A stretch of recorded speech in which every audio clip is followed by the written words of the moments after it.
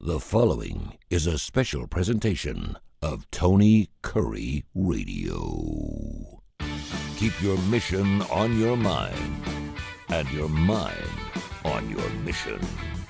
This is Mission Minded with Michael Coleman. Hey, welcome back to another Mission Minded. You're watching us right here on the Tony Curry YouTube channel. On the left side, of course, is Michael Coleman, is the CEO of the Heart of Alabama Food Bank, HAFB.org or hashtag HAFB. Does fantastic work down there. And of course, you can check us out wherever you get your favorite podcasts. We're available on every major indice, and we really love it when you listen to TKR. Get that TKR app no matter where you're watching or listening, and you can check out our show at least 5 days a week. It's followed up by Bite by Bite, which is a show specific to Feeding America and, of course, food banks. Michael, how you doing, brother? Everything going good? Yeah, I'm doing really well. Excited to be here and talking with you as always. You brought up a very interesting perspective, and I love this because I know you live your life and you use this perspectives to talk about show ideas, about how two or more perspectives could be true, but seem like they're coming from two totally different sides of the room, or how those perspectives work. Explain to me a little bit what you're talking about here.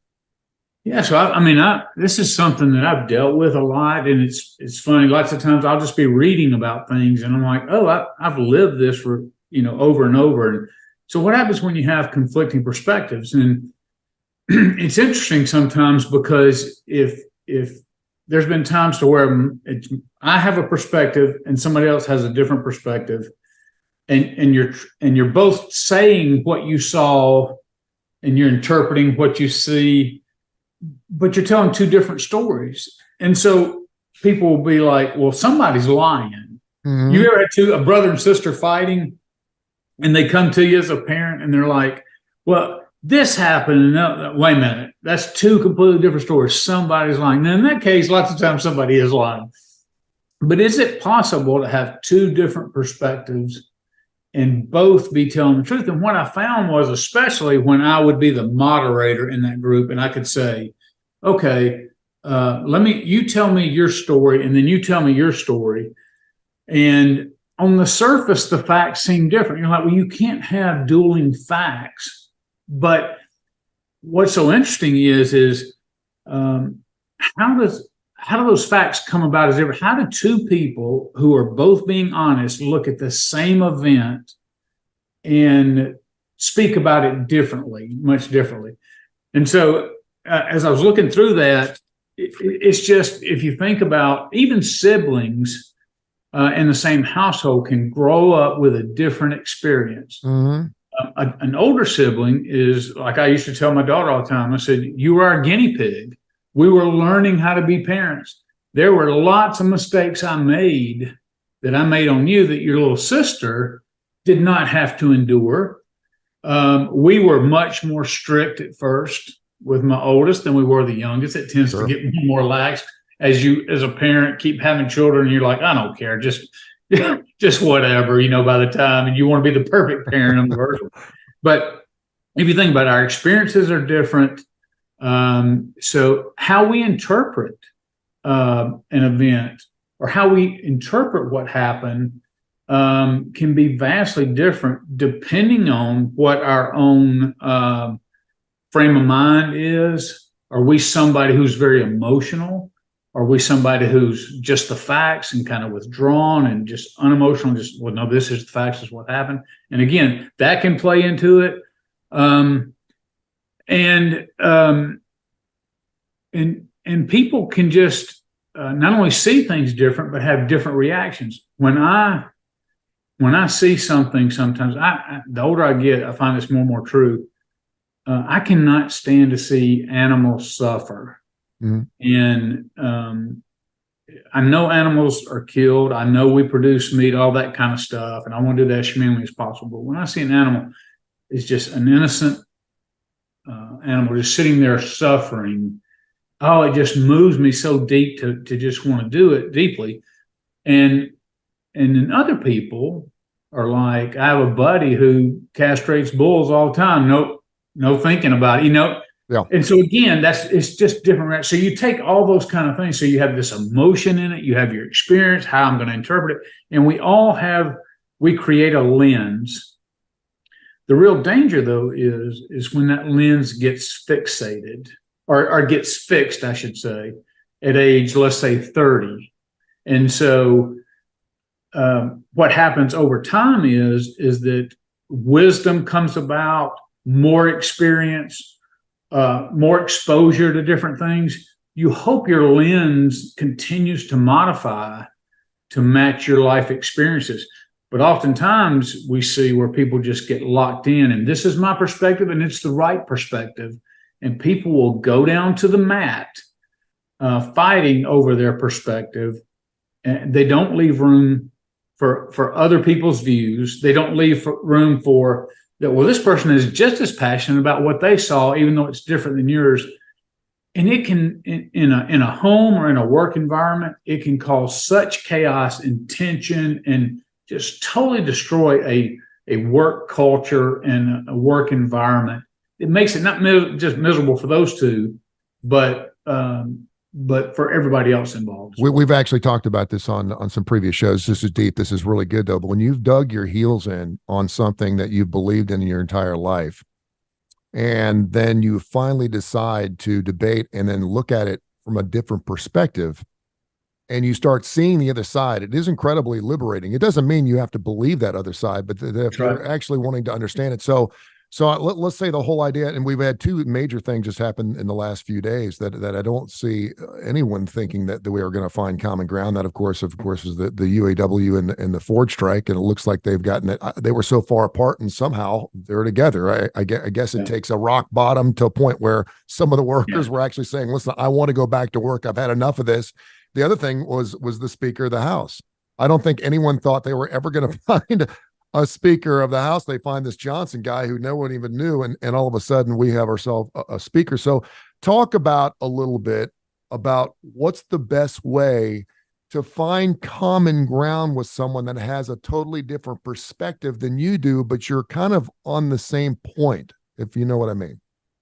Yeah. So, and I'll even introduce a third variable that's in the modern news right now, or current news, I should say. And that's what's going on with Israel and Gaza. Mm-hmm. Now, just personally, I lean towards favoring Israel. Yes, sir. For a whole host of reasons. It just aligns with my values. But so take Hamas as a terrorist organization. Let's just remove them for a second and look at the Palestinian people.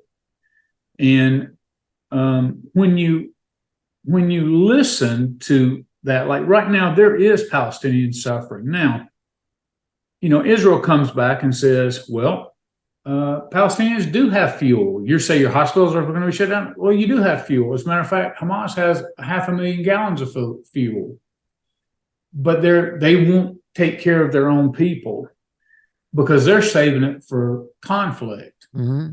And so you could go into it and you could say, well, I favor Israel, therefore everything Israel does is right. You see that in politics. This is my candidate. I'm a Republican. Everything Republicans do. Or I'm a Democrat. Everything Democrats. That means I've got to endorse everything a Democrat does. Rather than sitting back and going, okay, let's look at, yes, what happened to Israel was atrocious. I mean, it's unspeakable, the atrocities that happened. And they're in a very difficult situation where they're surrounded by enemies. And it's about their very survival. So do they have a right to go in and go to war? My personal opinion is yes. These are people that are trying to take them off the face of the earth. And so I could stop right there and say, therefore, whatever they do is justified. But I don't want to get hardened on the perspective, because why? Because Palestinians, again, not Hamas, Palestinians are people. Those are mothers. That's somebody's mother. That's somebody's child. They're in a situation that's very difficult. They have little control over their life. They have little control of the resources. So I don't want to become hardened in favor of one group of people towards another. And so let's say you see it on news all the time. Here's somebody that's pro-Israel. Here's somebody that's it's difficult to say pro-Hamas, but Yeah. pro-Palestinian. Sure. And they get on the news with two different perspectives, and there's like no common ground. And you see that, and it's almost like, and with our Democrat and Republican thing, it's almost like you're forced to pick a side, but whatever side you pick, you've got to endorse everything about it. And that's how our culture is. So you just bring that down to a micro level in the workforce with a one-on-one. It's like, well, here's my opinion. This is who I am. And you either have to accept it or we don't have to be friends. You know, like we're going to be enemies or we're going to be friends. Like we have to agree on everything. But as I get older, that's not life. There's no two people, I don't believe. If you take in all their religious views, if you take in all their social views, if you take in all their parenting views, everything, all the sociological categories, that two people are going to agree on every single thing perfectly. It just depends on what the issues. You're going to have disagreements. And I think what's incumbent is we say, all right, how do we navigate that in a way that gets the best result? Okay. Mhm. Well, first of all, you gotta have it. You gotta have that desire. You gotta want to have reconciliation. And there's some people out there that just they'll tell you, I don't give a damn whether you like me or agree with me or anything else. I have my view and forget you. But for those who want, some of the things I've gone through that's in this piece that I read, so true to me. And one of that is practice active listening. And people have heard that all the time, but it's so true that when you start off and you're both presenting your side of what happened, then you get animated, and then you start arguing. And now somebody's talking, and you're just leaning forward, just waiting for them to take a breath so you can jump in to counter their point.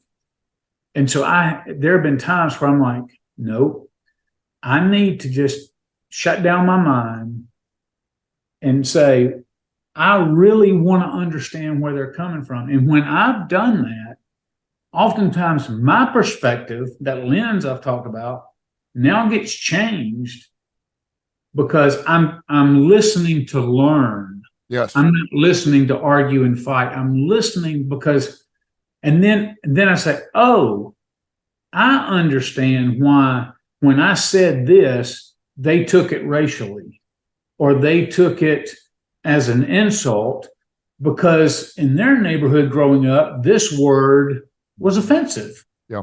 But I didn't mean it that way.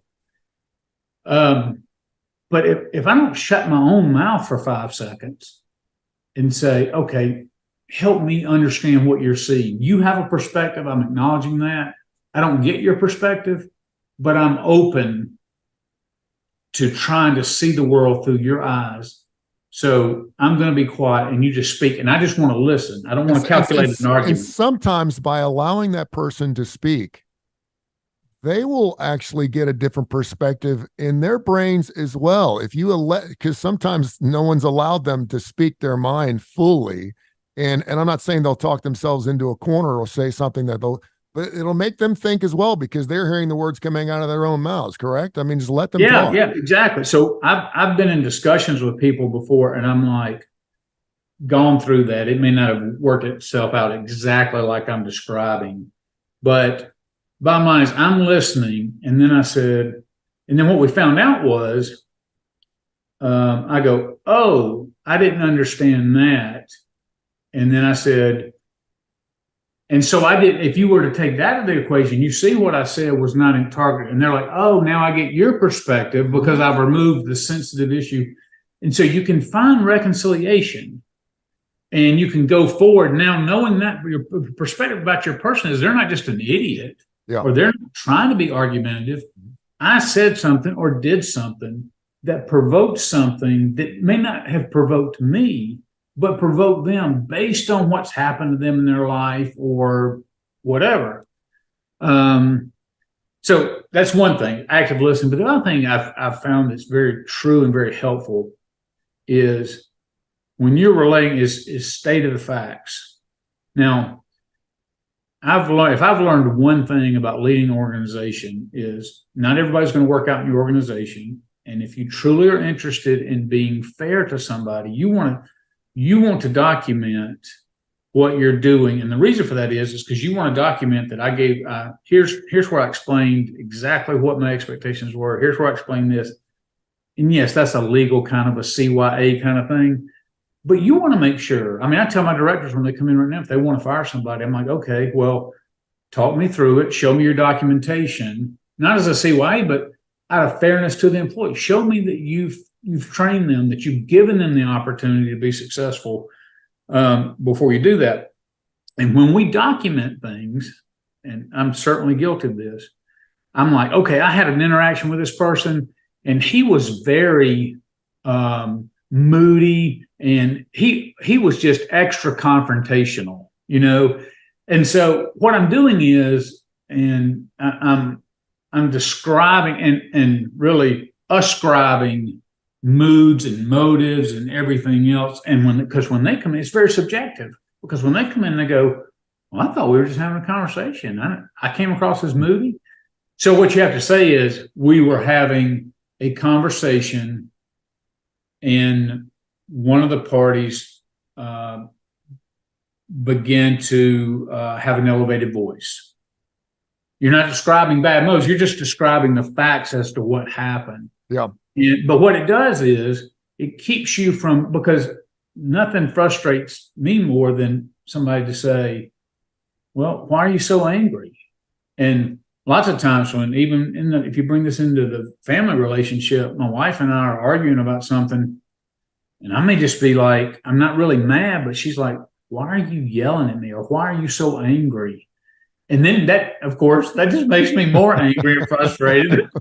So if you just stick to the facts as you see them, then you can, it's easier to find where the disconnect is, and then begin to listen to each other about that.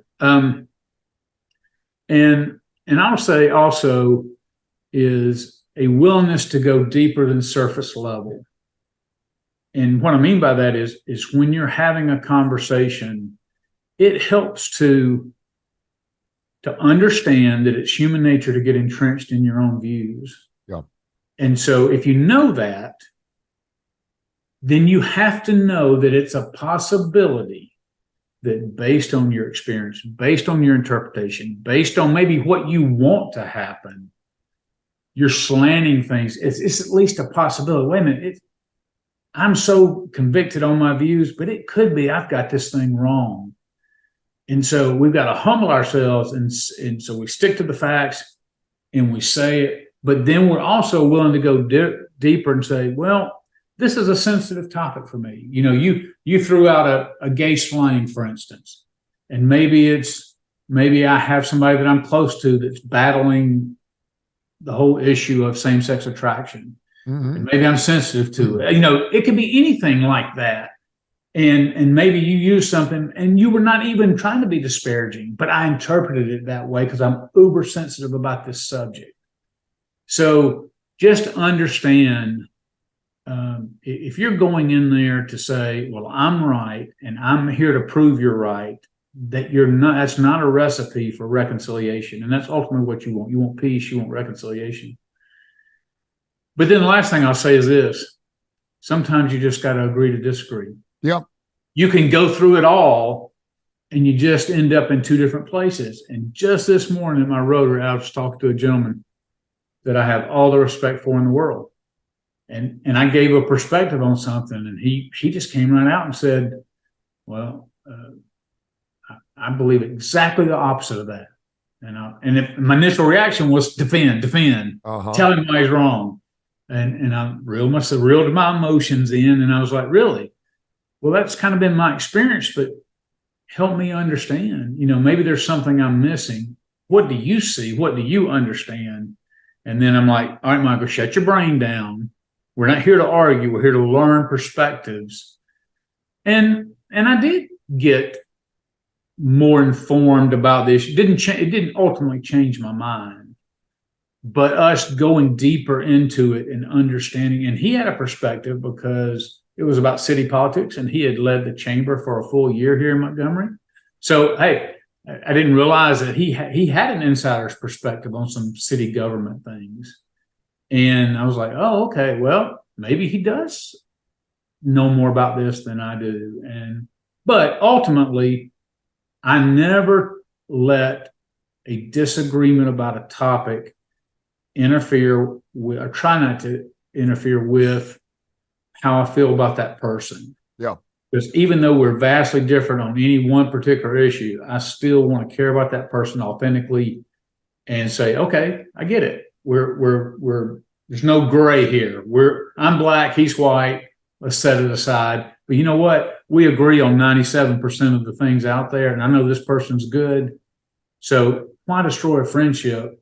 Exactly. And I can't believe I'm saying this, but this is maybe one thing that congressmen and senators and even lawyers are pretty good at. And that is to say that in a court of law, you'll see a lawyer on each side absolutely hammer each other. And then the next night you'll see them out having dinner together. And I'm like, how is that possible? And it makes you angry because you're like, you're having dinner with the enemy. And you see that particularly after senators or congressmen, they pass away, and then the other side will come out and say, I didn't always agree with what they had to say. Yeah. I think that's why I probably say the Serenity Prayer about 75 times a day. Right. These are things I can. But they actually do see, and unfortunately, it's usually after they die where they actually start seeing some common ground.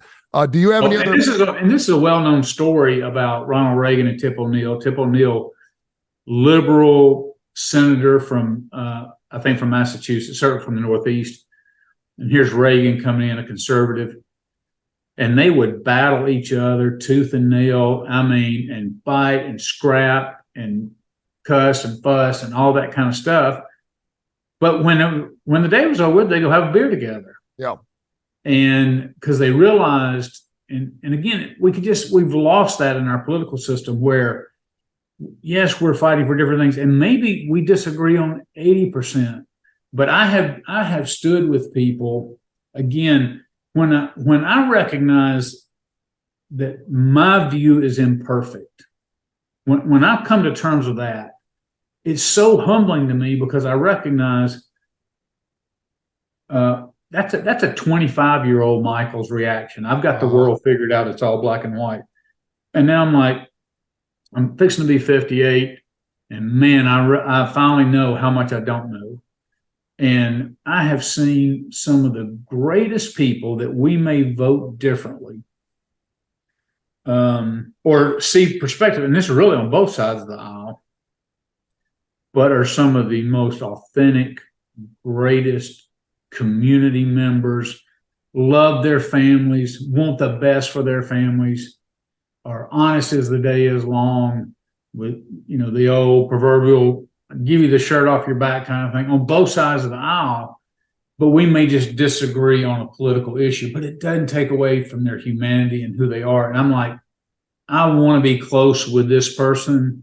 So how do we navigate these differences? And it is ultimately, if you can't find understanding towards each other, you say, okay, we know what this is. We're just going to disagree on it, but I'm going to still love you as my friend or my brother or whatever it is.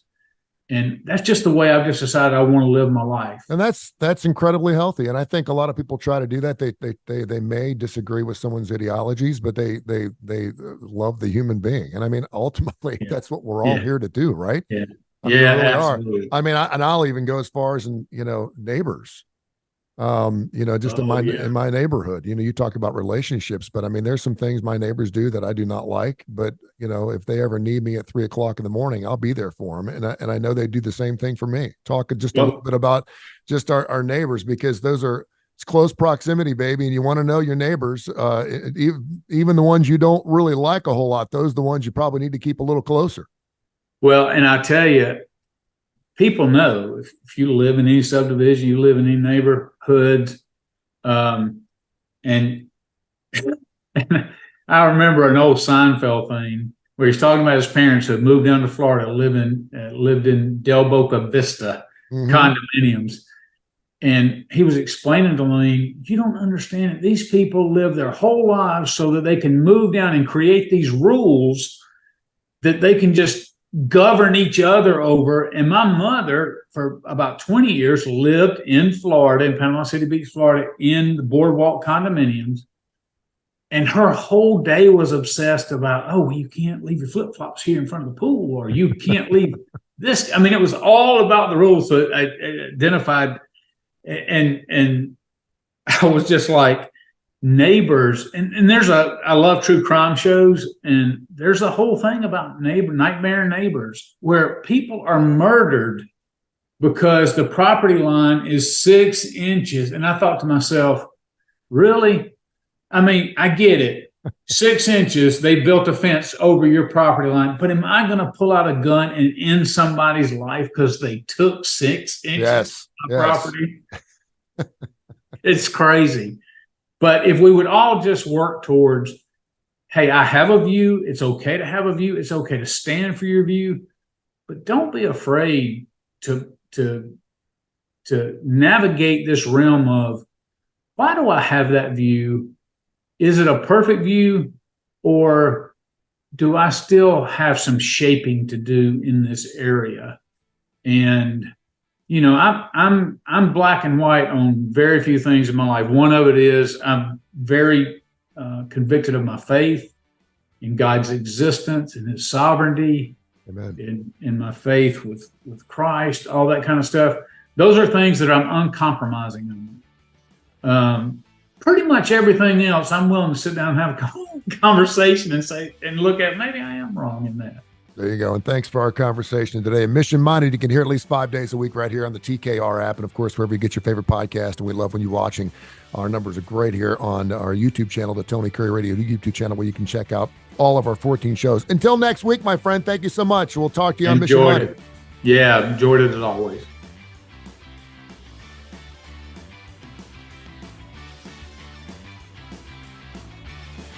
This has been a special presentation of Tony Curry Radio.